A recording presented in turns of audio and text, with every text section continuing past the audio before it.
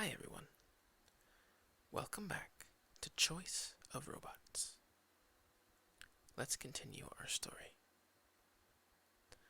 Mark has written an article about Lady, and it seems to be mostly positive, but there are some questions, some topics that were brought up about Professor Ziegler and our relationship to DARPA. So now I need to know what to do with the article. And I think we owe it to Lady to show her the article. Lady rolls back into your room and you show her the article. It is about me, Lady says, cocking her head to one side. Yes. It says I am more intelligent than a human, Lady says. She seems to like this idea. Don't let it go to your head, you say. But you can tell it already has. You briefly check the internet for more posts about the article. You find that the story has been picked up within an hour by a multitude of bloggers, all striving to be the first to comment on the article. You'd guess there are at least 250 different bloggers who have already written a second-hand piece about you and Lady. And they run the gamut from people hoping that your technology will save humanity to people who bitterly condemn you for creating technology that can be used for war. Oddly, none of these bloggers has tried to get in touch with you. But you soon start to get more phone calls from more reporters.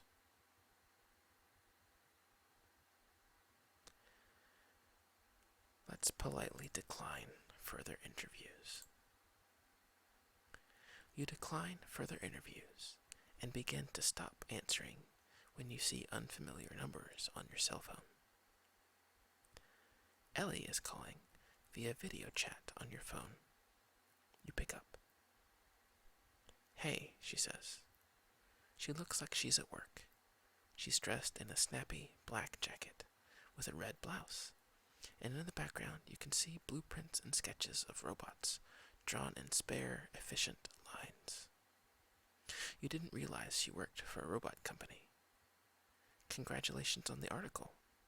You must be really proud.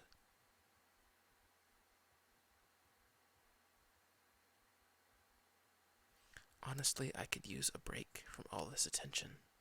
What are you up to tonight? I've already got plans with some people from work tonight, she says. How about Saturday? We could go to the jazz concert in the park. Sure. Great. See you then. Until then, enjoy all the attention. The screen goes dark. You're getting a phone call. According to caller ID, it's Mom. As your finger hesitates over the answer button, a second call appears on your screen. A number in Glendale, California. Probably a reporter.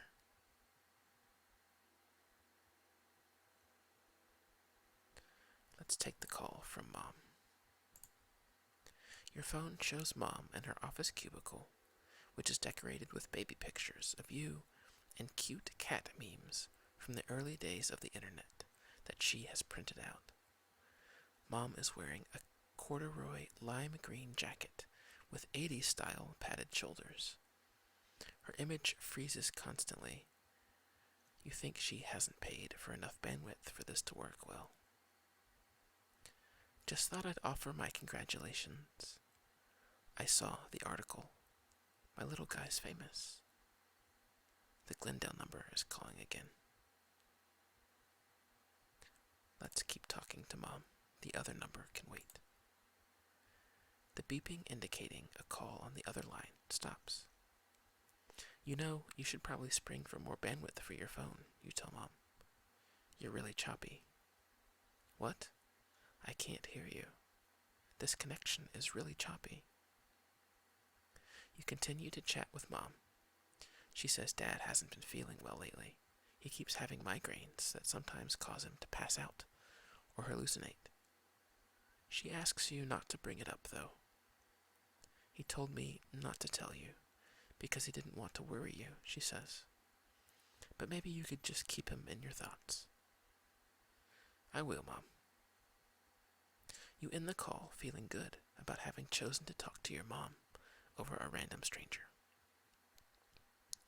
Worried by what Mom said about Dad, you briefly call him as well. He's audio only, since he never saw the point of getting a phone with a video feed. As usual, he doesn't seem quite to get why you would want to call someone without a goal to accomplish. He's pretty terse unless you get him going about a technical subject. What's on your mind? He asks.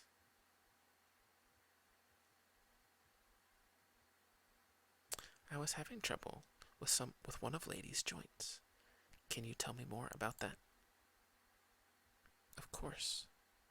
Dad then rattles off a variety of practical knowledge about how to keep Lady's joints limber. That's Dad for you. Assuming the purpose of the conversation has been accomplished, he says goodbye. But you're glad you called him, too. Your next phone call is from Josh. He must be using a new video phone, because his image is crisp and popping with color. Well, insofar as a dark warehouse in his gray hoodie can pop with color. Hey Tristan, Josh says, I just saw the article. Congratulations. It looks like you're finally getting the attention you deserve. Thanks. Do you want to go celebrate in the city tomorrow night? There's a really good Led Zeppelin cover band playing. This would conflict with your plans to go to the jazz concert with Ellie. Sorry, I was already planning on going to a jazz concert that night. Ah, okay, Josh says. No problem. He hangs up. You realize you haven't checked your email at all today. Checking it for the first time, you find it flooded with interview requests. But one email in particular catches your attention because of the author's unusual email address. From Robot Obsession, 1987. Subject: amazing. I read the article. You sound like a genius. Would you be interested in getting coffee sometime? I have been interested in robots for as long as I've lived, and I would love to meet you and Lady. Sincerely, Tammy.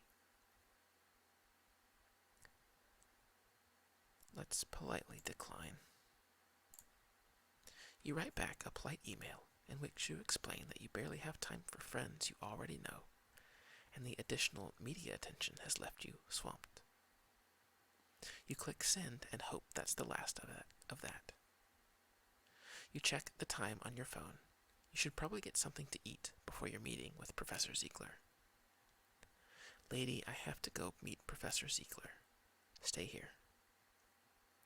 Lady appears to have finished building a life-sized fire hydrant out of Legos, and is now slowly building a Dalmatian from white and black Legos. The body and stubs of the legs are complete. Remember to keep your creations in good taste, you say to Lady in passing. Lady considers this, then starts to change the position of one of the legs. That's better, you say, as the door shuts.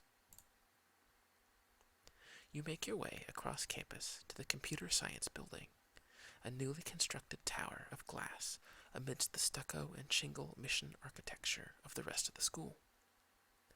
Professor Ziegler's office smells like cigar smoke and is decorated with posters advertising robot conferences with acronyms for names and years before you were born. The AAAI 89, the IJCAI 92, IROS 94. Professor Ziegler himself is sitting back in his swivel chair at an angle that makes the fluorescent light reflect off his aviator glasses, so you can't read his expression. There are two simple wooden chairs in front of his desk, and one is occupied by Juliet Rogers, the woman you demoed for. She's now wearing a uniform. She considers you with polite interest. Professor Ziegler bids you sit down, with a wave of his hand, and you do. Tristan, I believe you've met Juliet Rogers. Juliet formally shakes your hand. You're surprised at her firm grip. A pleasure to see you again, she says. But before we go further, let's get some unpleasant business out of the way. Professor Ziegler leans forward. Juliet shifts uncomfortably in her seat. You did an extremely foolish thing in speaking to the media directly, without speaking to me first, Professor Ziegler says quietly.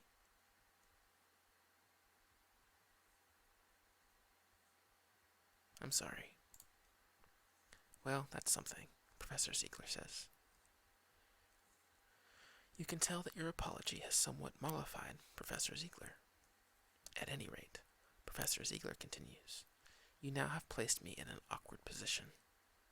You clearly can't continue to be my student.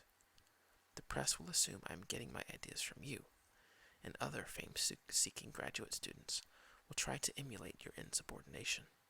He hesitates, and you wonder what is coming next. I regret to inform you that you will no longer be working in the lab. You're momentarily stunned. I no longer want you as my student, Professor Ziegler continues. I'm letting you go. But how could you not want credit for Lady, you say? She's famous now. Professor Ziegler suddenly stands, his hands across his desk. Do you think I crave the kind of attention you bring?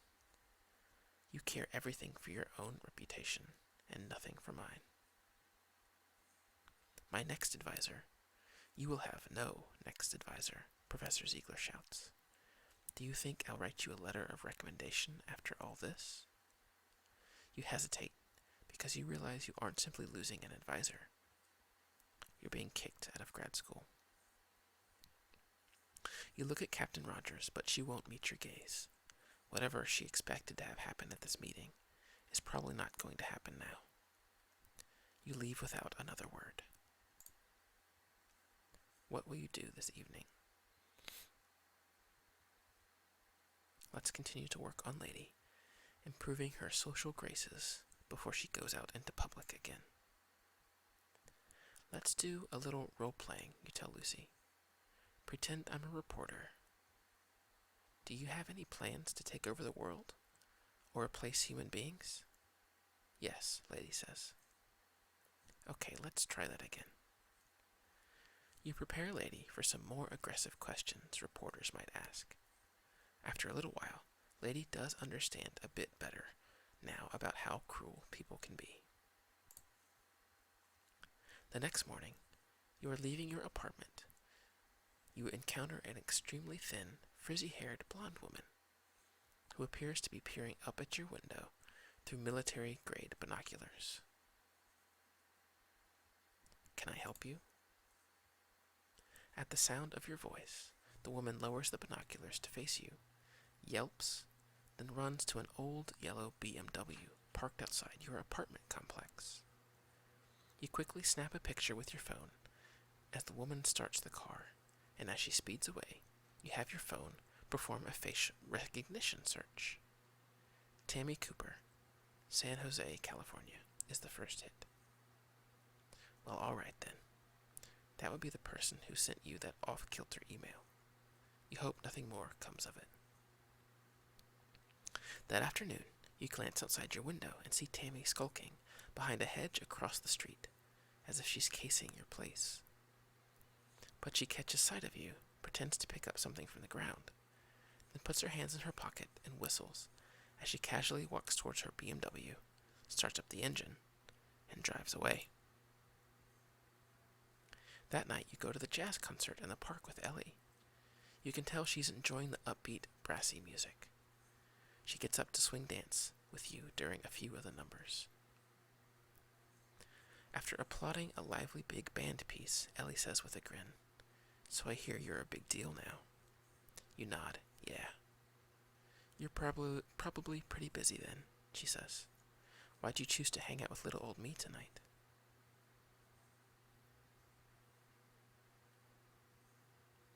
"Because you're good at reminding me to stop and appreciate what's important.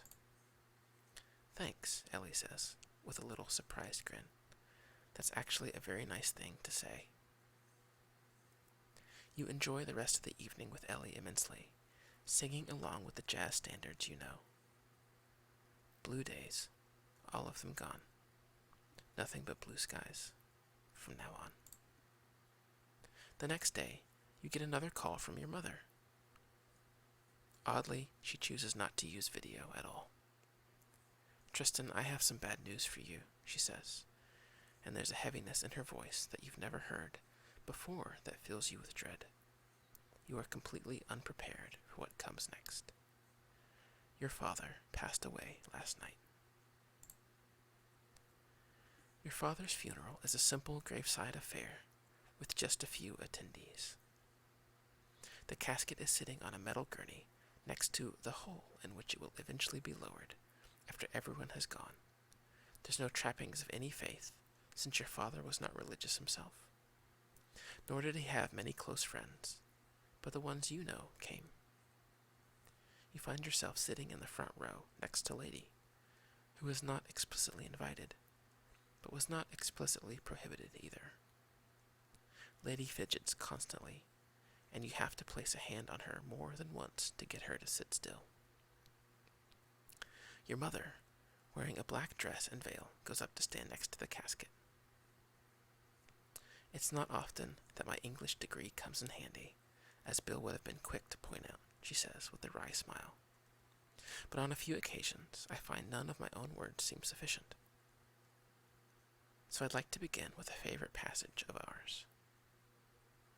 She begins. To everything there is a season. To everything there is a season and a time, to every purpose under heaven. A time to give birth and a time to die. A time to plant and a time to uproot. A time to kill and a time to heal. A time to tear down and a time to build. A time to weep and a time to laugh. A time to mourn and a time to dance. Mom clears her throat. Bill was never one for religion, so I feel a little guilty quoting Ecclesiastes over him. But I'd like to think he would agree with this sentiment, that this, too, is the natural way of things.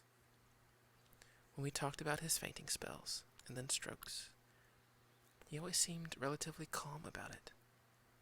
When it's time to go, it's time to go, he said. Meanwhile, I don't want everyone worrying about me. Bill wanted you to take advantage of your time to laugh. You could mourn him later. And now that he's gone, it's right for us to be sad. It's also right for us to one day laugh again. You glance at Lady, who seems very interested in this idea that there's a time and place for everything. You sit through a few more of your father's friends giving recollections of him. He was brilliant, they say, but you also get the feeling that he was not always there for his friends, that he was lost in his own world. They never say he was kind or that he was full of love. Indeed, they always seem distant to you as well. After the service, you walk up to your father's casket and place your hand on it. What have you resolved to do in light of his death?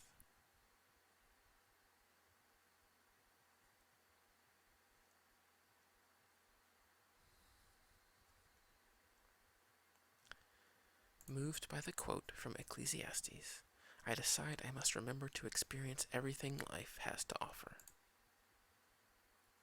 You have concentrated too hard on robots at the expense of the rest of life, you decide. To everything there is a season. There's a time for robots, and a time to do other things. You decide you will pay more attention to the world around you.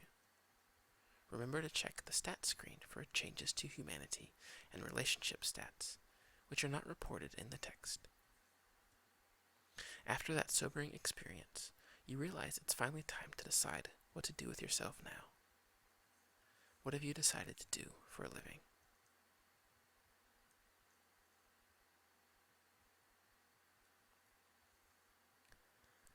I'm going to live broke but free. Are you going to be a money-grubbing capitalist? Hell no. You have more important things to do. Having made your decision, you call Josh and Ellie to announce you're not going to work for a living. Good luck with that, I guess, Josh tells you skeptically. I'll be over here changing the world. That's so brave of you, Ellie says. I'll be over here cheering you on. What are you going to do now, Master? Lady asks you. Whatever I want, you say. And that's the end of Chapter 3. And the end of this episode. We'll start Chapter 4, Labat Boim, in the next episode. Thank you guys so much for joining me. I'll see you next time.